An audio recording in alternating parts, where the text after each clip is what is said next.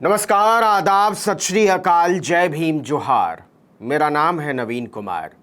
आज़ादी के अमृत महोत्सव पर नरेंद्र मोदी ने देश के नंगे भूखे बेघर लोगों से भी अपील की है कि तुम्हारी भूख, गरीबी, बेरोजगारी सब बेकार की बातें, इनका कोई मतलब नहीं है। तुम तो बस तिरंगा लहराओ, तिरंगा। पेट में अनाज हो ना हो, लेकिन माहौल ऐसा बना रहना चाहिए जैसे 56 भोग जीम कराए हो। भाजपा के सारे सांसद, विधायक, मंत्री, नेता इसी एक सूत्री कार्यक्रम में लगे हुए हैं। तिरंगे की मांग देखकर लद्दाख से अरुणाचल तक जमीन कब्जाए बैठा चाइना बम बम कर रहा है। नेताओं को और क्या चाहिए? कोई ये न पूछ ले कि 1200 रुपए का सिलेंडर क्यों बेच रहे हो, कोई ये न पूछ ले कि 200 रुपए का तेल क्यों बेच रहे हो, कोई ये न पूछ ले कि 100 रुपए का पेट्रोल क्यों बेच रहे हो, कोई ये न पूछ ले कि डॉलर 80 का क्यों हो गया, कोई ये न पूछ ले कि चाइना को दिखाने वाली लाल लाल आंखों का गोटा किस गटर में गिर गया। तो सरजीत जनता के जरूरी सवालों से भागते भाजपाइयों ने एक जबरदस्त मेला लगाया लाल किले के सामने। हर घर तिरंगा बाइक रैली। इसमें भांति भांति के भाजपाई बाइक लेकर शामिल हुए। मूंछ वाले, मुरेठा वाले, पगड़ी वाले, गॉगल्स वाले, गमछे वाले, रिब्बन वाले, फित्ते वाले, स्त्री, पुरुष, बुजुर्ग, नौजवान, हर तरह के भाजपाई। राष्ट्रपति बनने की संभावना से खारिज कर दिए गए राज्यसभा के सभापति श्री वेंकैया नायडू साक्षात पधारे थे तिरंगा रैली को हरी झंडी दिखाने के लिए। लाल किले से विजय चौक यानी इंडिया गेट तक माहौल तिरंगामय हो गया था। गोवा से अगाध प्यार करने वाली मैडम स्मृति ईरानी स्कूटी पर झंडा लहराती हुई आगे आगे थी। रिंकिया के पापा मनोज तिवारी बुलेट से थे। साध्वी निरंजन ज्योति ने भी बुलेट थाम रखा था। हवा में उड़ने वाले वीके सिंह भी आधे घंटे के लिए बुलेटबाज हो गए थे। आजमगढ़ से जीते हुए नए नवेले सांसद निरहुआ थे। झारखंड वाले निशिकांत दुबे थे। प्रहलाद जोशी थे। पीयूष गोयल थे। और पीछे पीछे हजारों कार्यकर्ता भूख, प्यास, गरीबी, बेरोजगारी को तिलहंडे में डालकर हजारों कार्यकर्ता लहराते हुए नेताओं के पीछे लाल किले से इंडिया गेट की ओर लहराते चले जा रहे थे। कुल मिलाकर विहंगम दृश्य था।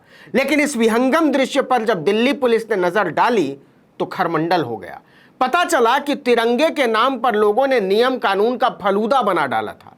मनोज तिवारी ने तो जिस बुलेट की सवारी गांठी, वैसी गाड़ियों के बारे में श्रीलाल शुक्ला ने राग दरबारी में फरमाया है कि उसे देखकर ऐसा प्रतीत होता था जैसे उसका जन्म ही सड़कों का बलात्कार करने के लिए हुआ हो। गाड़ी के बारे में बताते हैं कैसे। तमाम नेताओं और कार्यकर्ताओं ने न तो ट्रैफिक नियमों का पालन किया और न ही सुरक्षा नियमों का। तिरंगा हर कानून, हर नैतिकता और हर नियम की बेअदबी का लाइसेंस बन गया था। तस्वीरों में आपने देखा ही होगा, सांसद मनोज तिवारी सबसे ज्यादा जोशीले नेताओं में शामिल थे। वो बुलेट पर तिरंगा लहराते चल रहे थे। लेकिन तिवारी जी को लगता है कि यह भ्रम था कि बुलेट चलाने वालों को हेलमेट लगाने की जरूरत नहीं पड़ती। लेकिन बात केवल इतनी ही नहीं थी साहब। जिस बुलेट पर वो सवार थे उसका पीयूसी भी नहीं था, मतलब पॉल्यूशन सर्टिफिकेट भी नहीं था। तस्वीरें सामने आई तो लोगों ने दिल्ली पुलिस को टैग करना शुरू किया। उसकी बेचारगी की खिल्ली उड़ने लगी। आखिरकार तंग आकर दिल्ली पुलिस को कार्रवाई करनी पड़ी। मनोज तिवारी को ट्रैफिक नियमों के उल्लंघन का कसूरवार पाया गया। और जानते हैं मनोज तिवारी पर जुर्माना कितना हुआ है? चालान कितने का हुआ है? पूरे 41,000 रुपए का। जी हां, पूरे 41,000 रुपए का चालान। दिल्ली पुलिस की प्रवक्ता सुमन नलवा ने कहा कि सवारी काटने वाले ने न तो हेलमेट लगा रखा था, ना ही उनके पास लाइसेंस था, ना ही बुलेट का जरूरी पॉल्यूशन सर्टिफिकेट था और ना ही उस पर हाई सिक्योरिटी नंबर प्लेट यानी HSRP लगा हुआ था। तो हेलमेट, लाइसेंस और दूसरी चीजों में चालान थमाया गया है 21,000 रुपए का और पॉल्यूशन, HSRC वगैरह के मामले में चालान हुआ है 20,000 रुपए। मतलब कुल मिलाकर 41,000 रुपए का चालान बुलेट चलाने वाले मनोज तिवारी पर। रिंकिया के पापा ने सोचा था कि वो तिरंगा रैली में बुलेट चलाकर हीरो हो जाएंगे, अखबारों में फोटो छपेगी, वाह वाह होगा, मोदी शाह की नजरों में नंबर बढ़ जाएगा।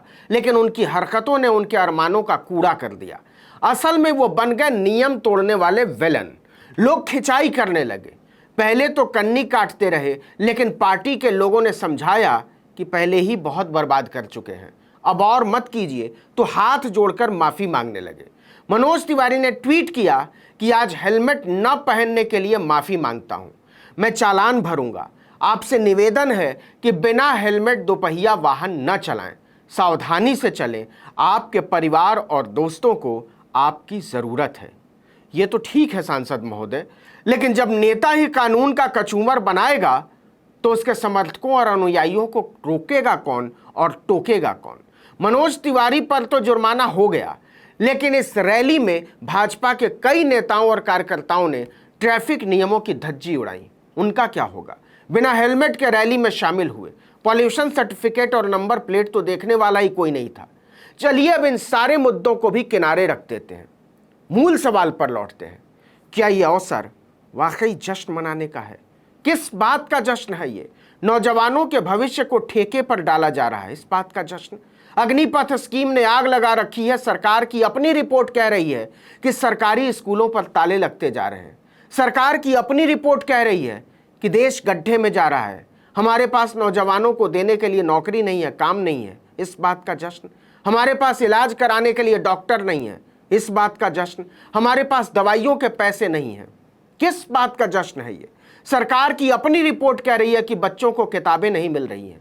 सरकार की अपनी रिपोर्टें कह रही है कि हमारे बैंक डूब रहे हैं, लोगों की उम्मीदें मर रही हैं, एक से एक पढ़े लिखे हुनरमंद लोग सड़कों पर धक्के खा रहे हैं।